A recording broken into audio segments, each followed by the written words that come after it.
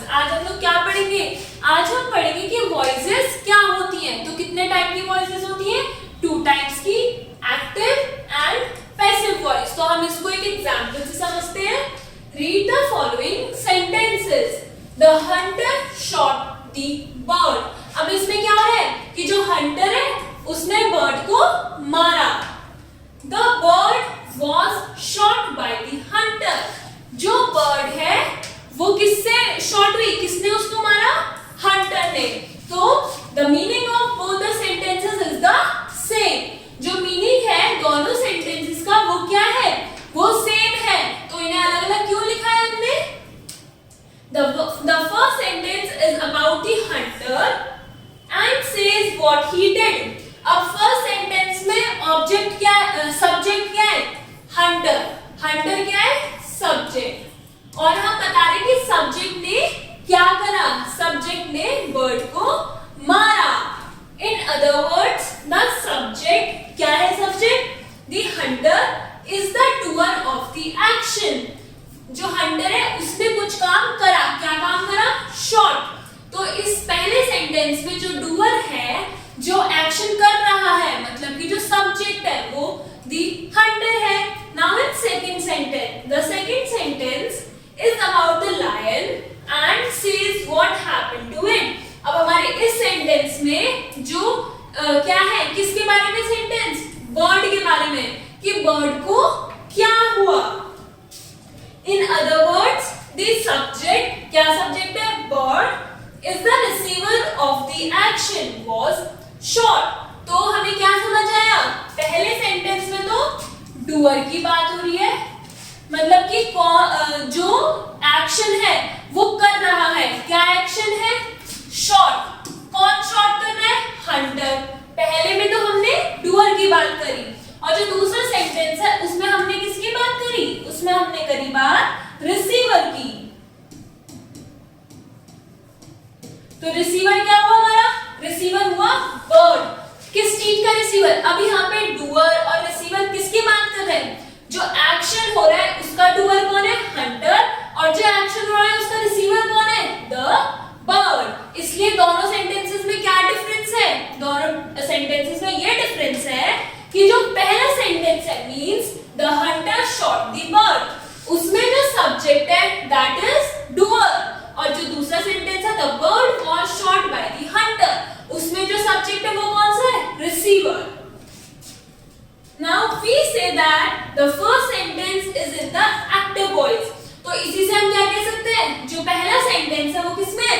Active voice में। And the second sentence is in the passive voice, और जो second sentence है वो किसमें है? पैसिव वॉइस में।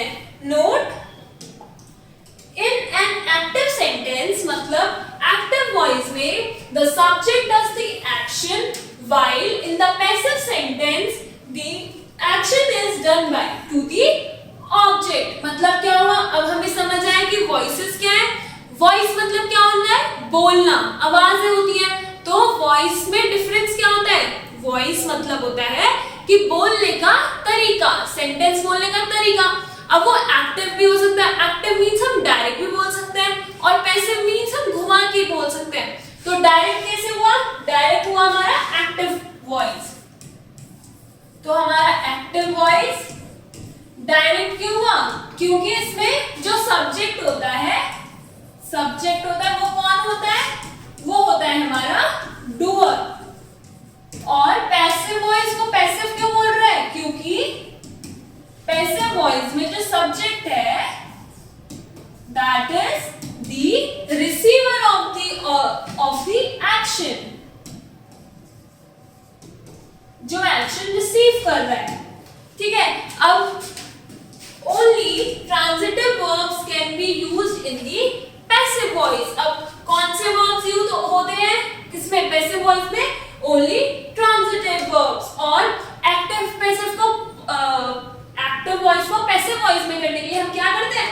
बीच में बाय का यूज करते हैं to join the sentences. Now the subject of the passive voice is the same as the object of the active voice. क्योंकि क्या हुआ? क्योंकि जो पहला सेंटेंस है एक्टिव वॉइस, उसमें जो सब्जेक्ट है वही डूअर है, राइट। वॉइस में आके वो डूअर क्या बन गया, वो रिसीवर बन गया। तो इसमें क्या हुआ कि जो एक्टिव वॉइस का डूअर है वो पैसिव वॉइस का क्या हो गया, रिसीवर हो गया। नाउ एक्टिव में the man cut the tree. अब द मैन क्या है, इसमें सब्जेक्ट है। क्यों, क्योंकि क्या कर रहा है, वो पेड़ को काट रहा है। तो कट क्या हुआ हमारा, कट हुआ हमारा, कट इज द वर्ब कि क्या एक्शन हो रहा है। अब कौन वो एक्शन कर रहा है, मैन कर रहा है, इसलिए डूअर हुआ, इसलिए पहले आया। नाउ इन सेकंड में क्या हुआ, the tree was cut by the man.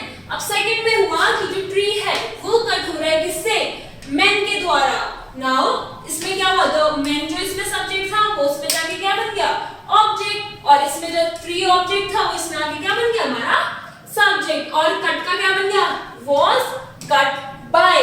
Cut के बाद by तो लगेगा, और हमने was क्यों लिखा, to show the past tense। अब हम क्या सीखेंगे कि how we can change sentences from active to passive voice। अगर आपको active voice में सेंटेंस दे दिया तो हम उसको passive voice में कैसे चेंज करेंगे। तो when a sentence changes from the active to the passive form, the active object becomes the passive subject। ये हमने देख लिया कि जो एक्टिव का ऑब्जेक्ट है वो हमारा इधर पैसिव का क्या बना, सब्जेक्ट बना है। and the active subject becomes the passive object and the preposition by is used before it। और कौन सी preposition यूज हो रही है, by। by क्यों यूज हो रही है, अब जो हमारी पहचान होगी पैसिव सेंटेंस की वो यही होगी कि उसमें या तो by लगेगा या फिर ऑब्जेक्ट जो है वो सब्जेक्ट बन जाएगा, सब्जेक्ट ऑब्जेक्ट बन जाएगा। नाउ फर्स्ट सेंटेंस है गगन ओपन द बुक। अब गगन ओपन द बुक, अब इसमें क्या हो रहा है, ये एक्टिव वॉइस है। क्यों एक्टिव वॉइस है, क्योंकि एक्शन क्या हो रहा है, पहले हम देखेंगे कि एक्शन क्या हो रहा है। एक्शन हो रहा है हमारा ओपन, राइट। अब कौन कर रहा है, वो गगन।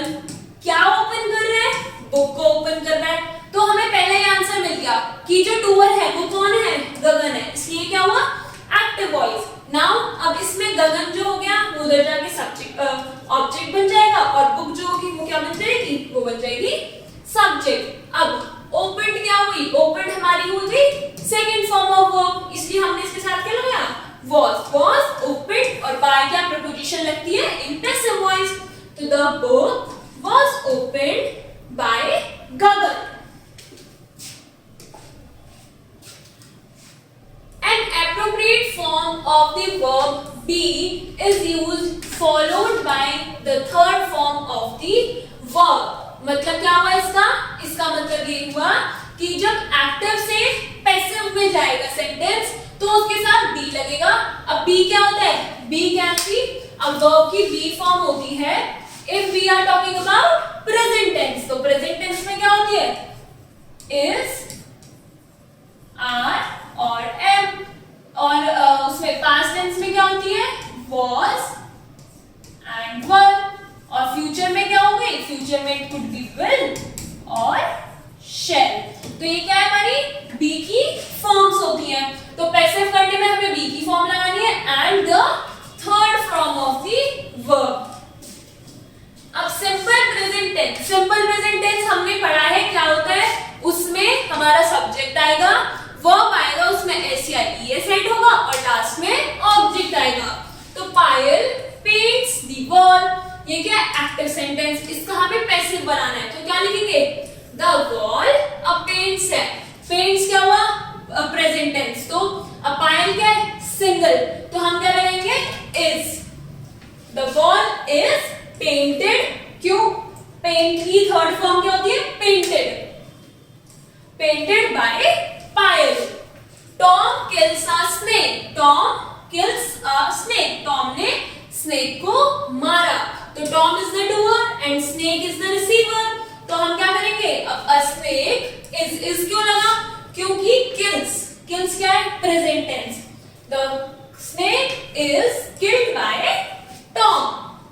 Mister Khan helps me, I am. अब इसमें क्यों एंड क्यों आया, क्योंकि इसमें हमारा क्या है, रिसीवर क्या है, मी।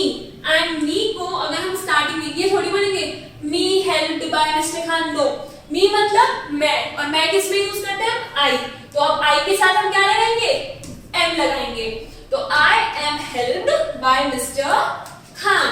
नाउ एक्टिव वॉइस में क्या होता है, we use first form of the verb, and passive voice में इज आर एम, क्यों, क्योंकि ये एक तो verb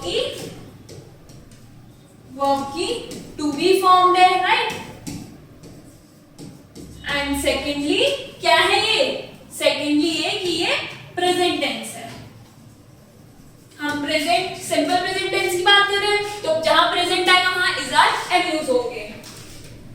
now second is simple past tense. Now simple past tense में क्या होता है, हम वर्ब की कौन सी फॉर्म यूज करते हैं, सेकंड फॉर्म यूज करते हैं। तो पायल पेंटेड द वॉल, पायल ने वॉल पेंट करी थी, तो now Payal is the doer and the wall is the receiver. अब यहाँ पेंटेड है, तो पेंटेड क्या हो गई, सेकंड फॉर्म हो गई। तो अब हम इसको कन्वर्ट कैसे लिखेंगे करेंगे, पहले तो आएगा द वॉल। अब वॉल्स क्यों लगाए, क्योंकि वॉल क्या है, सिंगल है, सिंगल है तो सिंगल के साथ क्या लगता है, या तो इज लगेगा या फिर वॉल्स लगेगा। अब इज या वॉल्स में से कौन सा चूज करेंगे हम, वो बताएगा हमारा ये वर्ब। अब अगर ये पेंट्स होता तो वो प्रेजेंट टेंस है, अब पेंटेड है तो कौन सा टेंस है, पास्ट टेंस है, इसलिए हमने क्या यूज करा, वॉज।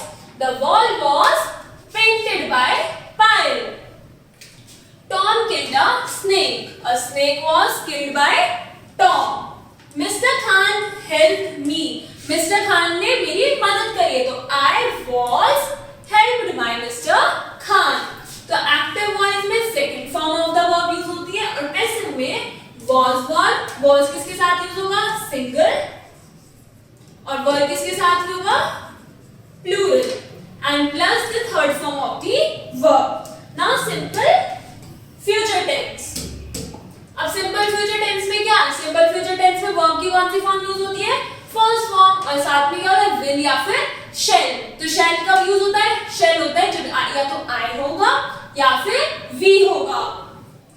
तो Payal will paint the wall, the wall will be, अब इसमें विल के साथ क्या ऐड होगा, बी ऐड होगा, विल बी पेंटेड। अब पेंटेड क्यों लिखा, क्योंकि हमें पता है पैसिव वॉइस में हमेशा थर्ड फॉर्म यूज करेंगे।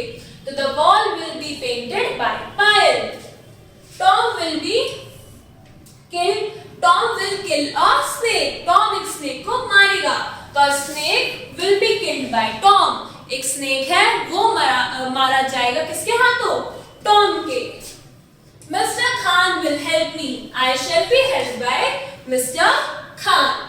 तो एक्टिव वॉइस में क्या होगा, शैल या फिर विल, शैल किसके साथ यूज होगा, आई या फिर वी के साथ, और विल बाकी के जो रेस्ट ऑफ दी हमारे होते हैं pronouns. Then first form of the verb use होगी।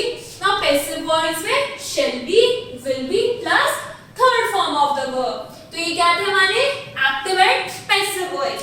तो एक्टिव वॉइस क्या होता है, अब वॉइस जो है हमारी वो दो टाइप की होती है, active and passive.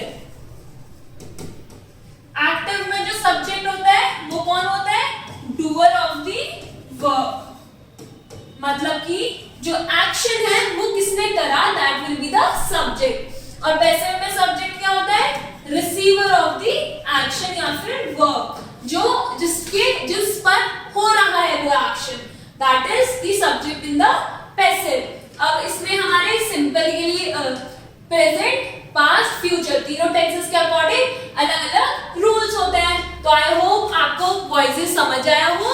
Now complete the exercise. Thank you.